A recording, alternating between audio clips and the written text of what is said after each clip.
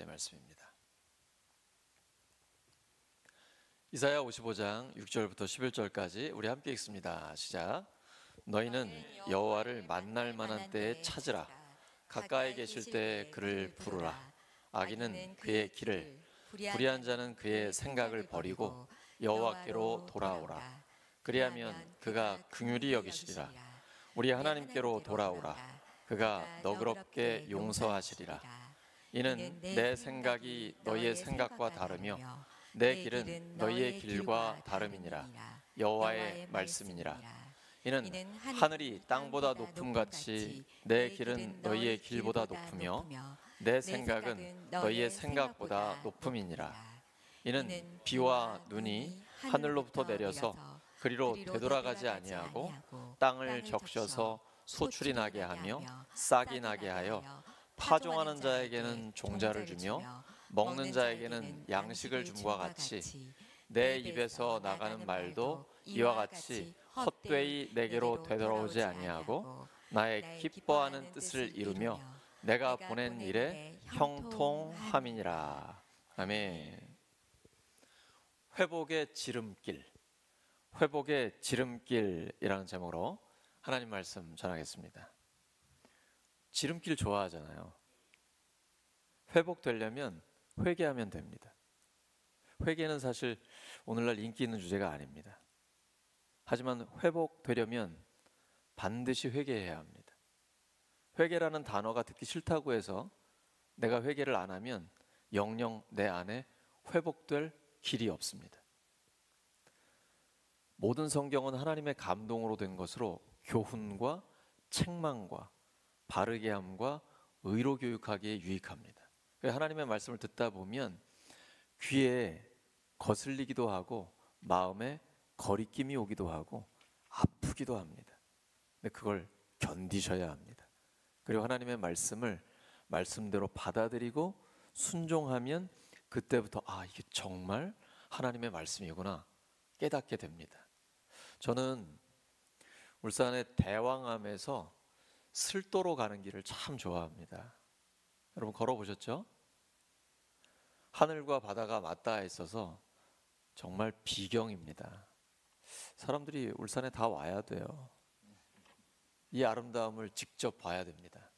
감탄사가 저절로 나와요. 근데 성경을 읽다 보면 진리의 아름다움에 부딪힙니다. 우와, 하나님 지금 나한테 말씀하고 계시군요. 어느 순간 확 다가와요. 마치 신만이가 산삼을 캘 때 왜 신봤다 이런 거 있잖아요.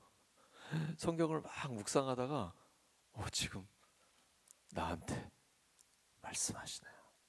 하나님은 지금 내 상황을 다 알고 계시기 때문에 나한테 꼭 필요한 말씀을 주님은 들려주시거든요. 내 문제를 다 알고 계시잖아요. 그러니까 그걸 해결할 수 있는 방안을 성경을 통해 나한테 주시는 거예요. 그 기쁨, 이로 말로 다 할 수가 없습니다. 예수님은 그걸 밭에서 보화를 발견한 기쁨이다 라고 말씀하세요. 내가 지금 이제 봄이 되면 농부들이 밭을 기경합니다. 뒤집어 엎어요. 겨울 내내 딱딱해졌기 때문에 그대로는 씨를 못 뿌려요. 뒤집어 엎어야 부드러워지고 거기에 이제 거름과 비료를 주면 아주 비옥한 땅이 됩니다. 거기에 씨를 뿌려야 이제 자라나게 되거든요. 그래서 지금 밭을 갈고 있는데 이게 웬일이에요? 뭐 딱딱해요. 뒤져보니까 거기서 엄청난 보물이 나오는 거예요. 이스라엘 백성들은 워낙 우리나라 역사처럼 전쟁을 많이 치렀거든요.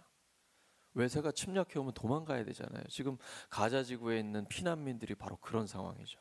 근데 내가 갖고 있는 금은 보화를 가지고 갈 수가 없잖아요. 그러니까 전쟁 끝나면 돌아와서 다시 꺼내야지 하고선 자기 밭에다가 깊이 감춰놨는데 영영 돌아오질 못했어요. 그 전쟁이 끝난 다음 다른 사람이 그 밭을 막 갈았는데 그 사람이 숨겨놨던 보화를 발견한 거죠. 우와. 사실 뭐 경찰서에 갖다 맡길 수도 있겠지만, 근데 이건 이제 주인이 없는 거니까, 그리고 이 밭은 자기가 주인이 됐기 때문에 우와. 자기가 갖고 있는 전 재산을 다 갖다가 이 밭을 산다라는 것이죠. 자, 여기서 경찰서랑 헷갈리시면 안 됩니다. 이제 지금 내용, 예수님의 말씀하시는 본질은 밭에 감추인 보화에 있습니다. 자, 경찰서 말고 보화에 집중하셔야 됩니다. 이 보화가 뭘 의미하는 겁니까? 하나님 나라. 하나님 나라는 바로 이런 거예요. 그래서 말씀을 묵상하다 보면 이 보물이 확 다가옵니다. 이 진리를 위해 내 삶 전체를 다 쏟아붓는 거예요. 전혀 아깝지 않아요. 그 기쁨은 말로 표현할 수 없어요. 신앙생활은 정상적으로 건강하게 하면 기쁨이 넘쳐요. 근데 간혹 보면 어떤 성도님들은 신앙생활을 너무 어둡게 하세요. 표정이 항상 심각하고 인상 속 어두워요. 왜 그러냐면 율법주의적인 신앙생활을 하고 있기 때문이에요. 하지 마라, 금지, 이런 게 많으면 어쩔 수 없이 어둡고 무거워질 수밖에 없어요. 우리나라의 교회가 초창기에 그런 문화를 받아들였기 때문에 그게 좀 깔려 있거든요. 이거 극복하셔야 돼요. 하나님은 기쁨의 하나님이세요. 창세기 1장 보십시오. 태초에 하나님이 천지를 창조하시니라. 어두운 가운데, 흑암과 혼돈 가운데 있을 때 빛이 있으라. 빛이 생겼잖아요. 그 빛이 하나님이 보시기에 좋았습니다. 하나님은 우리가 기뻐하기를 원하세요. 우리가 기뻐하는 걸 즐거워하시고 우리가 항상 기뻐하기를 원하세요. 그게 하나님의 뜻이에요. 너의 하나님 여호와가 너의 가운데 계시니 그는 너로 인하여 기쁨을 이기지 못한다. 하나님은요, 우리 때문에 너무너무 기뻐하세요. 제가 요즘 지목사님이랑 앉으면 항상 듣는 레파토리가 있어요. 현우가 날마다 폭풍적으로 폭풍같이 성장을 하는 거예요. 제가 그 지목사님의 얘기를 들어보면 현우는 천재예요. 지목사님은 현우 때문에 그 기쁨을 감당을 못해요. 스바냐 3장 17절에 기록되어 있는 말씀은 하나님이 우리를 보시면서 갖고 계신 기쁨이에요. 마치 아빠 엄마가 그 아이가 기어다니다가 서고 옹알옹알 하다가 대화가 되고 이런 걸 보는 것처럼 하나님이 우리를 보시면서 너무 기뻐하시는 거예요. 그리고 우리가 그 기쁨으로 기뻐하기를 원하세요. 주님 안에서 기뻐하시기 바랍니다. 주님 안에서 즐거움을 찾지 못하면 머지않아 다른 데서 즐거움을 찾게 될 가능성이 높습니다. 신앙을 버릴 가능성이 높아요. 즐거움을 찾고자 하는 거거든요. 인간에게는 즐거워하고자 하는 욕망이 있고 이건 본능적입니다. 그렇기 때문에 신앙생활 안에서 참된 기쁨을 발견하고 누리셔야 돼요. 말씀 안에 그 기쁨이 있어요. 말씀을 붙들고 기도할 때 하나님을 경험하게 되면서 세상과는 전혀 차원이 다른 기쁨을 맛보게 됩니다. 우리는 이 기쁨을 다음 세대에게 전달해 줘야 됩니다. 우리 청년들, 유아유치부, 어린이교회, 청소년들에게 예수님을 믿는 기쁨을 전해 주어야 합니다. 이건 자연스러운 거예요. 선생님들에게, 목회자들에게 이 기쁨이 있으면 자연스럽게 우리 다음 세대들이 그거를 맛보게 됩니다. 그 기쁨을 신앙생활에서 누리지 못하면 다른 데서 찾는 거죠. 세상에 많은 사람들이 잘못된 기쁨을 찾고 있고 그래서 참된 기쁨을 누리는 그 감각을 잃어버렸어요. 심지어 예배 중에도 기쁨이 없어요. 왜냐하면 너무 세상에 깊이 빠져 있었기 때문에 습관적으로 몸은 와 있는데 영적으로 그 기쁨을 누리지를 못하는 거예요. 이 감각을 되찾으셔야 됩니다. 성령께서 우리에게 영적인 감각을 새롭게 해주십니다. 진리 안에서 그 기쁨을 맛보게 하시고 성도의 교제를 통해서 기쁨을 경험하게 하십니다. 이러한 기쁨이 충만한 것이 진짜 신앙생활입니다. 그러려면 어떻게 될까요? 하나님께 돌아가면 됩니다. 이게 가장 빠르고 안전한 지름길입니다. 너희는 여호와를 만날 만한 때에 찾으라. 가까이 계실 때에 그를 부르라. 예레미야 29장 13절입니다. 너희가 온 마음으로 나를 구하면 나를 찾을 것이요 나를 만나리라. 우리가 돈을 벌기 위해서도 최선을 다합니다. 운동 경기에서 승리하려면 목숨 걸고 합니다. 하물며 하나님을 만나고자 하는데 최선을 다하지 않는다고요? 하나님을 내 마음을 다해 사랑하고 간절히 찾을 때 그때 하나님을 만날 수 있습니다. 하나님은 그런 분이십니다. 하나님께 돌아오는 것이 모든 문제를 푸는 핵심입니다. 나 지금 돌아왔는데요. 예배 드리고 있는데요. 몸 말고요. 내 마음이, 내 영이요. 자, 우리가 사랑하는 가족에게 사랑한다라고 고백하잖아요. 그 느낌을 아시죠? 여보 사랑해. 뉘앙스가 있잖아요. 여보 사랑해 하고는 전혀 다른 거죠. 이건 내 마음이 아는 거예요. 듣는 사람도 아는 거예요. 내가 지금 하나님을 사랑하느냐, 하나님도 아시고 나도 알아요. 하나님은 성경에 반복해서 말씀하세요. 나를 간절히 찾는 자가 나를 만날 것이다. 오늘 우리는 다 하나님을 만납니다. 더 깊이 만납니다. 왜냐하면 하나님을 간절히 찾고 있기 때문이죠. 하나님의 약속은 반드시 이루어집니다. 우리가 수십 년 신앙생활을 했다 할지라도 마치 오늘 처음 믿은 것처럼 하나님 더 깊이 알기 원합니다. 이렇게 하나님께 돌아가야 하나님이 우리에게 찾아오십니다. 탕자의 비유, 하나님은 기다리고 계세요. 그런데 이 탕자가 아버지께로 돌아가기로 결단하기 전까지는 아버지 만날 수 없어요. 하나님은 항상 기다리고 계세요. 이제는 내가 결단해야 돼요. 내 마음의 결단하고 하나님께 돌아갈 때 말씀을 더 가까이 하고 기도하면서 하나님과 더 깊이 대화하고 성도들과 교제하고 예배를 드리고 먼저 하나님의 나라, 하나님의 의를 구하고 그러면 나머지 모든 게 다 따라오게 되어 있어요. 하나님께 내가 먼저 돌아가면 그때가 바로 은혜 받을 만한 때예요. 고린도후서 6장 2절입니다. 이르시되 내가 은혜 베풀 때 너에게 듣고 구원의 날에 너를 도왔다 하셨으니 보라 지금은 은혜 받을 만한 때요 보라 지금은 구원의 날이로다.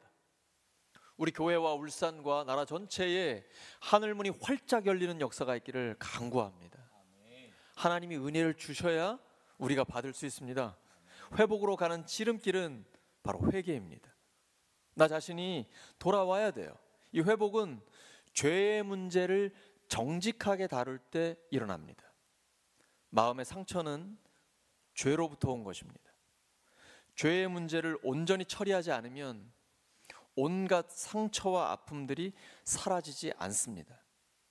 우리 안에 있는 죄의 성향과 죄의 뿌리를 철저히 해결해야 합니다.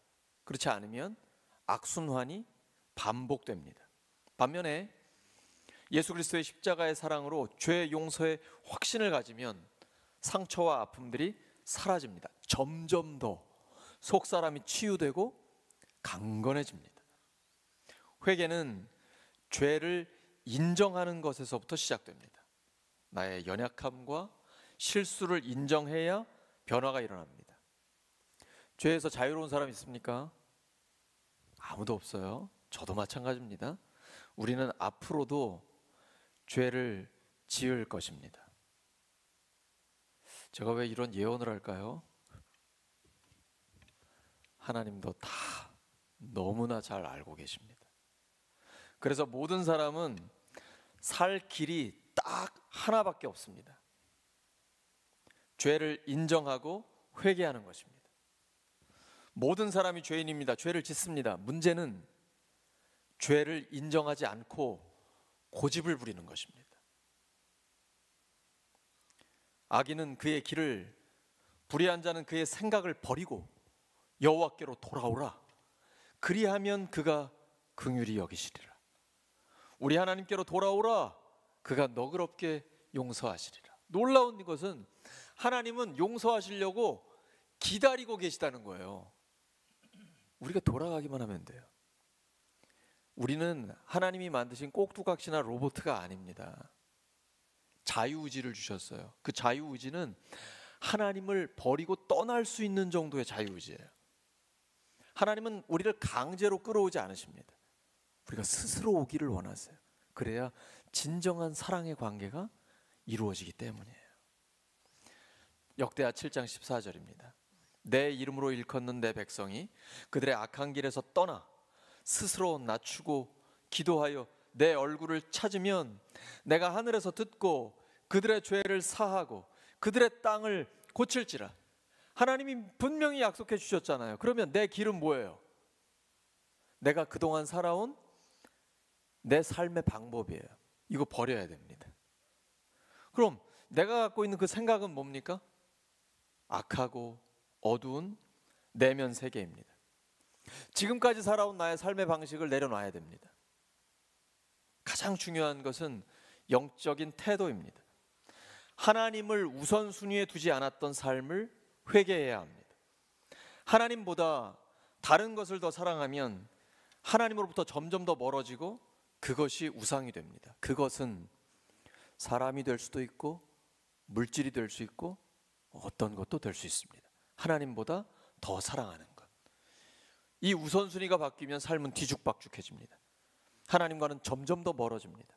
근데 우선순위를 바르게 해서 하나님을 먼저 사랑하면, 가장 사랑하면 나머지 모든 게 다 평안해집니다. 그리고 하나님께서 처음에 만드신 그 질서가 이루어지면서 참된 평화가 우리의 삶에 이루어지게 되는 것이죠. 하나님으로부터 멀어지면 죄 짓는 것을 대수롭지 않게 여기게 됩니다. 자기가 죄를 지으면서도 죄 짓는지 몰라요. 반면에 하나님과 친밀해지면 죄에 대해 매우 민감해집니다. 생각 하나도 조심합니다. 마귀가 생각을 집어넣었을 때 단칼에 잘라버립니다. 내가 어떤 잘못된 생각에 빠져들어갈 때 빨리 나옵니다. 그리고 하나님 앞에 회개하고 다시 정신을 차리죠. 죄에 대해 굉장히 민감해져요. 왜냐하면 죄가 있는 곳엔 하나님이 함께 하시지 않기 때문에. 근데 이 죄가 없으면 하나님과의 동행이 더 깊어집니다. 노아는 당대 의인이요 하나님과 동행하는 자라고 인정받았습니다. 욥도 온전하고 정직하여 하나님 앞에 의인이라고 인정받은 사람입니다. 그는 작은 죄 하나라도 모르고 혹시라도 뭔가 지을까 봐 늘 하나님 앞에 예배드리고 기도하는 데 집중했습니다. 이것이 하나님과 동행하는 삶의 열쇠입니다. 오늘날 그리스도인들의 심각한 문제가 있습니다. 회개를 안 해요. 난 회개할 게 없다라고 생각해요. 지금 하나님 앞에 서지 않았기 때문이에요. 예수님의 설교의 핵심은 회개입니다. 첫 번째 설교, 하나님 나라가 가까이 왔으니 회개하고 복음을 믿으라. 때가 찼고, 이것은 하나님의 때거든요. 예수님이 오시는 바로 그때 때가 찼고 하나님 나라가 가까이 왔으니 회개하고 복음을 믿으라. 하나님의 마음을 가장 잘 표현한 누가복음 15장의 탕자의 비유도 결국 그 중심에는 회개가 있어요. 탕자가 돌아오는 것입니다. 예수님의 말씀의 중심에는 회개가 있어요. 근데 신앙생활 하면서 예수님의 제자로 예수님을 닮아가면서 회개를 하지 않는다. 그러면 주님의 마음을 닮을 수가 없죠. 하나님과 친밀해질 수 없어요. 그래서 회개에 집중해야 됩니다. 회개는 자기를 바꾸는 것입니다. 내가 변하는 거예요. 나는 죽고 예수님으로 사는 것입니다. 그런데 회개하지 않으면 자기를 바꾸려고 하지 않고 하나님을 바꾸려고 합니다. 다른 사람을 바꾸려고 해요. 자기의 목적을 위해 하나님을 이용하려고 합니다. 그러면 신앙이 성장할 수 없죠. 하나님은 그런 분이 아니시기 때문이에요. 난 신앙생활 잘했기 때문에 물질의 복을 받았어. 사회에서 명예도 얻었고 성공했어. 사람들이 인정해. 이거 오해하시면 안 돼요. 그게 기준이 아닙니다. 그럴 수도 있지만 그렇지 않을 수도 있어요. 그럼 요셉이 이집트의 국무총리가 됐을 때만 하나님의 복을 받은 겁니까? 창세기 39장에 그가 노예로 팔려갔을 때, 누명을 쓰고 감옥에 갇혔을 때 하나님이 함께 하시니 그가 형통하다. 물론 총리가 됐을 때도 형통한 거죠. 그런데 아이러니하게도 여기는 깊은 의미가 있다라고 봐요. 정작 총리가 됐을 때는 성경에 형통하다는 표현이 없어요. 누가 다 봐도 그건 형통한 건데, 노예가 됐을 때 하나님이 함께 하시기 때문에 그가 형통하다, 이렇게 표현하고 있어요. 그래서 상황과 환경 아니에요. 세속적인 복과는 차원이 달라요. 하나님이 함께 하시는 복이에요. 심령이 가난한 자, 천국이 그의 것이다. 애통하며 회개하는 자, 하나님이 위로를 주시고 하나님과의 친밀함을 깊이 경험하게 되는 복, 이게 진짜 복이죠. 물론 세상 가운데서 영향력 있게 하셔서 하나님의 나라를 위해 하나님이 우리를 사용하시죠. 이 총체적인 것을 다 보셔야 됩니다. 전체적인 걸 보셔야 돼요. 잠언 28장 13절입니다. 여러분 읽으십니다. 시작. 자기의 죄를 숨기는 자는 형통하지 못하나 죄를 자복하고 버리는 자는 불쌍히 여김을 받으리라. 자기의 죄를 숨기는 자는 형통하지 못합니다. 죄를 자복하고 버리는 자는 하나님께 불쌍히 여김을 받아요. 이 사람이 하나님의 은혜 가운데 살게 됩니다. 하나님은 교만한 자를 대적하십니다. 무서운 말씀이에요. 겸손한 자에게 은혜를 주십니다. 이렇게 회개할 때 하나님의 생각을 이해할 수 있어요. 왜냐하면 하나님 말씀하시죠. 내 생각이 너희의 생각과 다르며 내 길은 너희의 길과 다름이니라. 여호와의 말씀이니라. 이는 하늘이 땅보다 높음같이 내 길은 너희의 길보다 높으며 내 생각은 너희의 생각보다 높음이니라. 회개하고 하나님과 대면하면 내가 나를 제대로 알 수 있습니다. 하나님의 관점으로 나를 볼 수 있어요. 그냥 하나님의 관점 상관없이 내 생각대로 나를 보면 나를 깨달을 수 없어요. 나를 진정으로 알 수가 없어요. 하나님의 관점으로 볼 때에만 진짜 내 모습을 볼 수 있습니다. 내가 나를 온전히 보지 못하면 문제를 해결할 수 없어요. 그래서 어려운 문제들이 반복될 수밖에 없는 것입니다. 진단이 정확해야 치료받을 수 있어요. 우리가 작은 병원에서 안 되다가 큰 병원으로 가는 이유가 뭐예요? 진단을 정확하게 해서 다 치료받기를 원하기 때문에. 완전한 치료, 근본적인 치료, 온전한 회복 말입니다. 회개를 온전히 해야 회복이 온전히 됩니다. 십자가의 은혜도 회개의 깊이에 따라서 달라지게 됩니다. 내가 얼마나 깊이 회개하느냐에 따라서 하나님의 은혜를 깊이 받게 됩니다. 이 회복의 질이 달라져요. 은혜의 깊이는 회개의 깊이입니다. 그리스도를 십자가에 못 박은 나의 죄를 깨닫고 회개하는 만큼 치유도 깊이 일어나게 됩니다. 회개가 깊어지려면 내 생각이 아니라 하나님의 생각과 관점으로 나를 바라봐야 됩니다. 그때 내면 깊숙이 숨겨진 내밀한 죄악들이 드러납니다. 자연스럽게 회개가 깊어져요. 깊어진 회개를 통해서 하나님은 온전한 치유와 회복을 주십니다. 하나님의 관점에서 나를 봐야 문제가 해결됩니다. 하나님은 우리의 삶을 변화시키기 원하십니다. 그런데 이런 회복은 사람의 힘으로 못해요.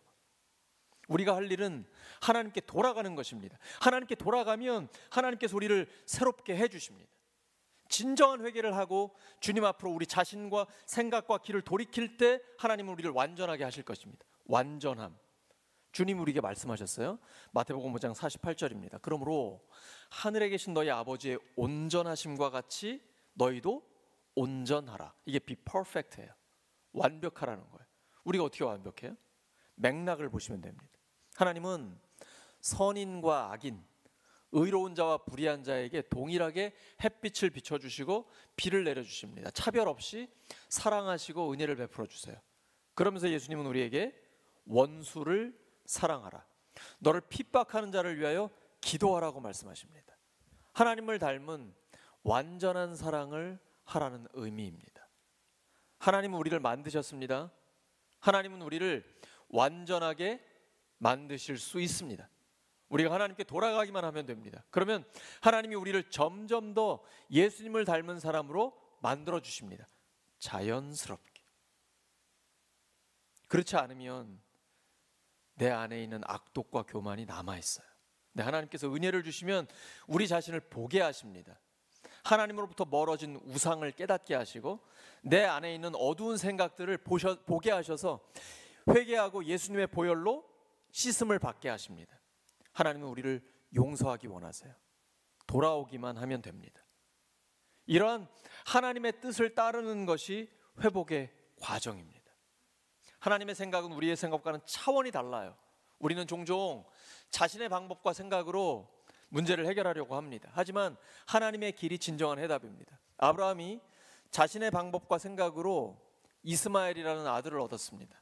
하지만 하나님의 약속은 이삭을 통해서 이루어집니다. 모세가 자기의 힘을 가지고 이스라엘 백성 한 명을 구해보려고 했습니다. 안 됐어요. 하지만 하나님의 방법으로 나아갔을 때 전체 이스라엘 백성들이 출애굽을 할 수 있도록 그는 이끌어낼 수 있었습니다. 하나님은 우리를 인도하시는 분입니다. 그 인도하심을 따르는 게 가장 지혜로운 선택이에요. 시편 23편 2절입니다. 다 함께 시작. 그가 나를 푸른 풀밭에 누이시며 쉴만한 물가로 인도하시는도다. 하나님은 우리를 푸른 풀밭과 쉴만한 물가로 인도하기를 원하십니다. 양에게 푸른 풀밭과 쉴만한 물가는 생존을 위해서 필수입니다. 이 말씀은 가장 현실적인 문제를 다루고 있습니다. 가장 현실적인 문제는 곧 영적인 문제입니다. 예수님께서 먼저 그의 나라와 그의 의를 구하라. 그리하면 이 모든 것을, 먹고 사는 문제, 이 모든 것을 너에게 더하시리라. 예수님이 사탄에게 시험을 받으실 때 사람이 떡으로만 살 것이 아니요 하나님의 입으로부터 나오는 모든 말씀으로 살 것이니라 하셨습니다. 떡을 포함해서, 밥을 포함해서 모든 필요를 하나님은 알고 계십니다. 그래서 가장 현실적인 문제도 영적인 문제입니다. 어떤 분들은 먹고 사는데 관심이 없는 것처럼 보이는 게 경건한 것이라고 오해하십니다. 영적인 문제는 모든 것을 다 포함하는 것입니다. 주님이 그렇게 말씀하셨어요. 하나님은 모든 필요를 다 알고 계시거든요. 단 우선순위를 하나님 나라와 하나님의 의에 먼저 두라는 것이죠. 그래서 가장 현실적인 문제가 하나님 안에서 바르게 정립되어 있어야 합니다. 그렇지 않으면 사탄의 공격에 속절없이 무너집니다. 예수님이 40일 금식하신 다음에 마귀는 먹는 문제로 시험합니다. 이게 첫 번째 시험이었어요. 이 돌들이 떡이 되게 해라. 너 돈 필요하잖아. 야, 너 먹고 사는 문제에 집중해야지. 이게 첫 번째 문제입니다. 그래서 이 모든 현실적인 문제를 하나님 안에서 바르게 정립하고 우선순위가 명확하게 세워져 있어야 합니다. 그렇지 않으면 생존의 문제 때문에 우리의 신앙은 묘연해지기 쉽습니다. 만약에 직장 상사가 내 생존을 쥐고 있다라고 생각한다면 상사가 시키는 대로 하게 될 것입니다. 술 먹자고 하면 술 먹을 거고, 거짓말 하자고 하면 거짓말 할 거고, 온갖 나쁜 짓, 별짓을 다 하게 될 겁니다. 왜냐하면 내 생존이 저 상사에게 달려있다라고 생각하기 때문이죠. 그런데 내 생존이 하나님께 달려있다라고 확신을 하게 되면 세상 눈치를 보지 않게 됩니다. 사람들 눈치를 보지 않게 됩니다. 오직 하나님만 따르게 됩니다. 순한 양이 됩니다. 왜냐하면 내 생존의 줄을 하나님이 잡고 계시기 때문이에요. 하나님만 따라가면 돼요. 그리고 사람들을 진심으로 사랑하게 됩니다. 확실한 경험을 하셔야 됩니다. 내가 먹고 사는 것은 하나님이 책임지신다라는 걸 신앙생활하면서 분명하게 체험하셔야 돼요. 나는 사명을 감당하고 하나님은 생존을 책임지신다라는 게 우리의 신앙 고백이 되어야 합니다. 그러면 흔들리지 않습니다. 초대교회 사도들은 우리와는 차원이 다른 신앙의 고백을 하고 있습니다. 정치 종교 지도자들이 그들을 감옥에 가두고 예수님의 이름으로 말하지 말라고 위협합니다. 이 위협은 정치적인 위협이면서 그들에게 실제적으로 감옥에 가두고 죽일 수도 있는 생명을 위태롭게 하는 것입니다. 그런데 그들이 이렇게 말해요. 사도행전 5장 29절입니다. 베드로와 사도들이 대답하여 이르되 사람보다 하나님께 순종하는 것이 마땅하니라. 그리고 그들은 정말 사람이 아니라 하나님께 순종했습니다. 우리 믿음의 선배들인 손양원 목사님이나 주기철 목사님도 역시 사람이 아니라 하나님께 순종했습니다. 왜냐하면 내 생존이 하나님께 달려있다는 것을 확신하고 있기 때문입니다. 이렇게 명확하게 정리가 되면 그때부터 우리의 인생에는 하나님의 역사를 더 깊이 경험하게 됩니다.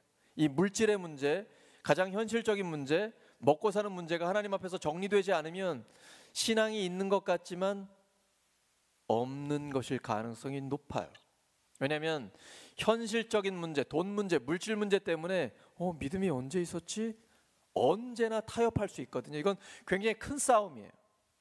결단을 해야 됩니다. 하나님 앞에서 먼저 하나님 나라, 하나님의 의를 구하겠다라고 결단하고 주님, 제 삶을 책임져 주시옵소서. 믿음으로 나아가야 됩니다. 때로는 굉장히 위태로워 보이기도 하고 현실에서는 당장 큰 어려움이 닥쳐오기도 해요. 그러나 걱정하지 마세요.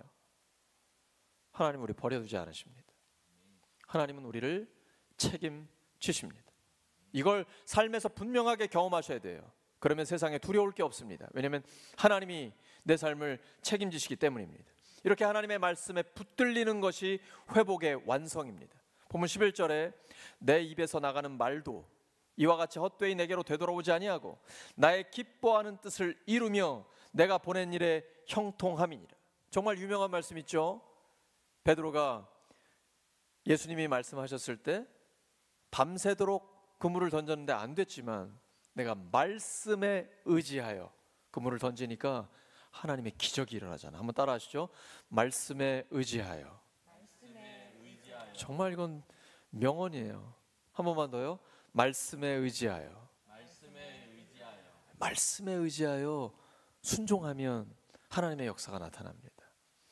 복 있는 사람은 여호와의 율법을 즐거워하여 그 율법을 주야로 묵상하는 사람이에요. 복 있는 사람은 하나님의 말씀을 즐거워해요. 말씀 속에서 큰 즐거움과 기쁨을 경험하는 거예요. 하나님은 우리가 이러한 기쁨을 누리기를 원하십니다. 시편 16편 11절입니다. 다 함께 시편 16편 11절 시작. 주께서 생명의 길을 내게 보이시리니 주의 앞에는 충만한 기쁨이 있고 주의 오른쪽에는 영원한 즐거움이 있나이다. 아멘. 사랑하는 우리 울산교회 성도 여러분, 회복의 지름길은 하나님께 돌아가는 데 있습니다. 내 몸과 마음, 내 영혼이 하나님께 돌아가는 데 있습니다. 하나님을 찾고 부르는 것이 회복의 시작입니다. 하나님의 뜻을 따르는 것이 회복의 과정입니다. 하나님의 말씀에 붙들리는 것이 회복의 완성입니다. 우리는 지금 어디로 가고 있습니까? 우린 그걸 점검해야 돼요. 나는 누구냐? 내가 지금 어디에 있느냐? 나는 어디에서 와서 왜 살며 무엇을 위해 살다가 어디로 가는가? 이런 근본적인 문제를 끊임없이 하나님께 여쭤봐야 합니다. 하나님께 돌아가면 가장 빠른 회복의 길을 걷게 됩니다. 회복의 지름길을 걸어가는 우리 모두가 되기를 예수 그리스도의 이름으로 축원합니다. 말씀을 기억하면서 하나님 앞에 간절히 기도하겠습니다. 하나님 아버지 감사합니다. 저희들 회복의 지름길을 담대하게 걸어가게 하여 주시옵소서. 하나님께 돌아갑니다. 하나님께서 우리의 삶에 참된 치유와 회복의 역사를 일으켜 주시옵소서. 주님께서 우리에게 주신 그 뜻을 따를 때에 순종할 때 회복이 이루어지게 하여 주시옵시고 점점 더 깊이 근본적인 회복이 이루어지게 해 주시옵소서. 주의 말씀에 붙들립니다. 주의 말씀에 붙들리기를 원합니다. 하나님 회복을 완성하여 주시옵소서. 하나님께 돌아갑니다. 끊임없이 주님과 동행하기를 원합니다. 하나님 역사해 주시옵소서. 주여 말씀하여 주시옵소서. 이끄심을 감사합니다. 역사하심을 감사합니다. 능력 가운데 붙들어 주시옵소서.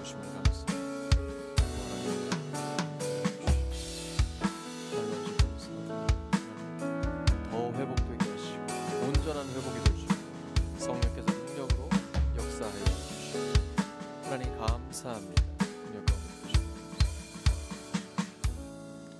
감사드리며 예수님의 이름으로 기도드립니다.